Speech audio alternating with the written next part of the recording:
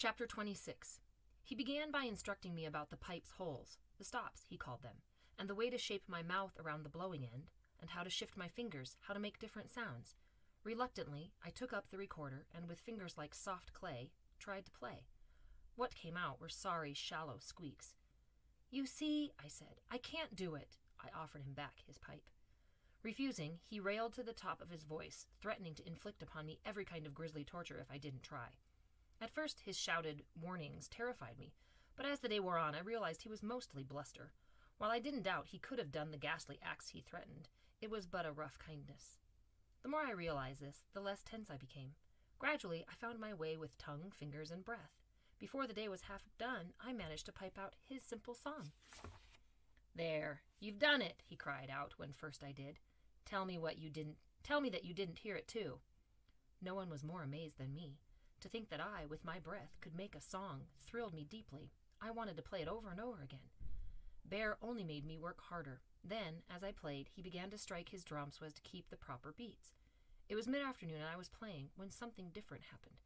Before my astonished eyes, this enormous man jumped up and began to dance. Holding his large hands up, pumping his knees high, prancing, his great red beard flapping, his two-pointed hat bobbing this way and that, the hat bells jingling, he was like one possessed.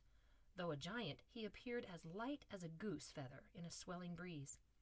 I was so taken aback at the sight, I stopped playing. "Now you know why I took you on," he said with a grin. It took a moment for me to fully grasp his meaning. He wanted me to help him. "Play, fool," he yelled. "That's the point of it all." Excited, I resumed, continuing to make music while he paused to scoop up his leather balls. For now, as he danced, he also juggled. Then to all of this he added singing.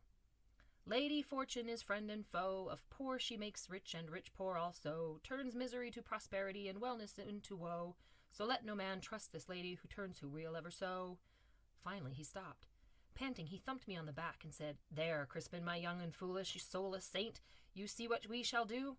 While I perform my revels, you shall pipe the tune. I promise it shall bring us pennies of plenty, and we, the bear and his cub, shall prosper greatly." His words made me grin. At this, Bear thrust his hand aloft. "O God," he cried, "look upon thy miraculous gift. This wretched boy has given the world a smile."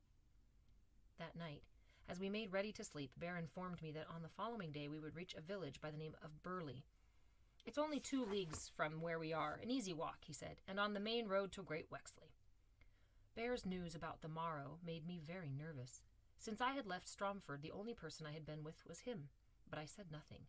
He would, I feared, only mock my worries. Instead, when Bear was asleep, I went upon my knees and with my lead cross in hands, prayed. "Blessed St. Giles," I whispered to the cross, "let me play the music well. Let me be a credit to my master. And I beg thee, let me have a soul, that I too may sing and dance like Bear. And, St. Giles, do not let him betray me."